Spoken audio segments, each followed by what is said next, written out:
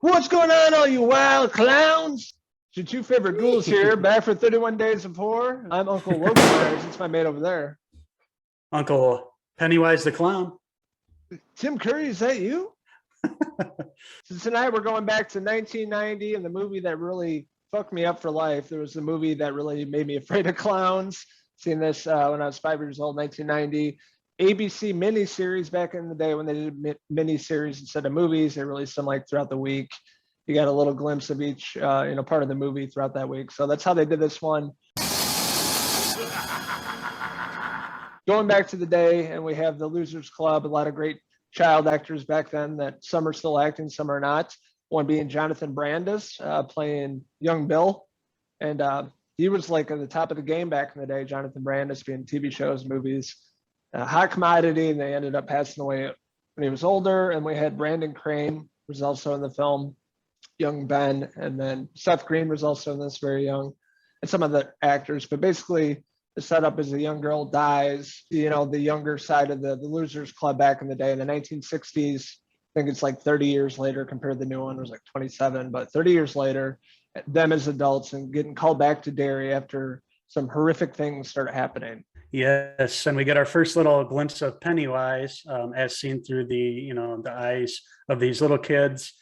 Really well done in the beginning, especially the first part of this movie with the children is what really makes this terrifying, because you can imagine being at this age. We were around the same age when we watched this growing up. It was an ABC miniseries, like you mentioned, so we didn't get to see a lot of horror unless we went to the video store and were able to rent it. But when you're younger, it's harder to do, obviously. But seeing this on ABC, this movie really made an impression on you. And seeing Pennywise the Clown, this seemingly normal clown, obviously very freaky, just how he was. But you see how he changes from this happy-go-lucky kind of normal clown into this like vicious killer in the blink of an eye. The way he changes his face, shows his teeth, the long green claws and everything about him, just eerie to the bone. And to this day, Pennywise just creeps me the fuck out. Every time you see him in the film, he always has a balloon. He's always trying to lure children in. He's basically a child predator that's going to eat your kids. So stay away from this creepy ass clown. Hello, Georgie. Tim Curry, just crafted a crazy villain. Just being, like I said, playing the clown normal, but always having something really creepy that he says, or just how he winks at the kids, has a balloon, tries to lure them into the sewer. Anyways, all these murders of children are happening, and eventually it hits home with one of the losers. They make it back, and it all has to do with Pennywise the Clown living in the sewers of Derry, Maine, and all the losers, minus the one, return to stop this once and for all. They stopped it back when they were kids in the 1960s, and really sets up a really great part of the movie. The second half, really not so much, doesn't hold up as much with the adults, but first half, you see how traumatic this could be for a young child coming across a killer clown that's out, when they're playing out in the forest and shit, and they see him. And Tim Curry, what an iconic performance. One of his best performances up there, Rocky Horror Picture Show. Just really iconic. The new, Bill Skarsgård did his own take on it, but I think overall Tim Curry is the most iconic, the most memorable, because it's the creepiest. There's something unsettling about his voice. But throughout the course of the movie, you see the older, adult losers, and then returning back to Derry. A lot of dated 90s actors, a few that are, passed away at this point. John Ritter played Ben. Yeah, Richard Masur, and Richard Thomas from the Waltons. He played the old Bill, the ponytail. It was ridiculous. John Boy. Yeah, John Boy from the Waltons, my grandma. Then Richie is played by Harry Anderson, that passed away from Night Court. So, and Dennis Christopher played Eddie. He was in the horror flick Fade to Black that I reviewed last Halloween. But Adult Losers, definitely dated. It definitely looks like the 90s, not as compelling. Much like the new movie, the second part wasn't that good. They just can't get the adults right. I don't know if it's just a story, but the second half of the film and the ending, obviously with the terrible CGI, doesn't work, doesn't hold up. In the first part of this movie, them as kids, I really love this.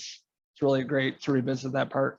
Yeah, it's a fun movie. Watch the first part. It's a long, this was done as a little mini series. They split it up. It's like 3 hours long. So watch the first half for sure. The adults part isn't as compelling. It's cool to see them get their revenge, but just they deviated so far from the book at the end too. It had a big CGI spider in the sewer at the end that they had to fight with slingshots and stuff, which was kind of silly. It just didn't work. So that the kids part, much like the new one, is the part that you're going in for. The Losers Club, when they're all kids and they had to try to get rid of Pennywise, this evil that was killing all their friends and terrifying them. And that's what really works for this, and that's what you'll remember. But this one is definitely worth revisiting around the Halloween season. This is a pretty decent horror film, considering it was released on ABC back in the day. Directed by Tommy Wallace, who we saw. Obviously he learned under John Carpenter. He was there for filming the Halloween films there, filming Halloween 3. He was the director of that, and he'd go on to direct some other ones. But this one is pretty well regarded. It's some of the CGI and things haven't aged, but like just Tim Curry's portrayal of Pennywise and just the creepiness factor of him with the Losers Club, really, that's what makes it work.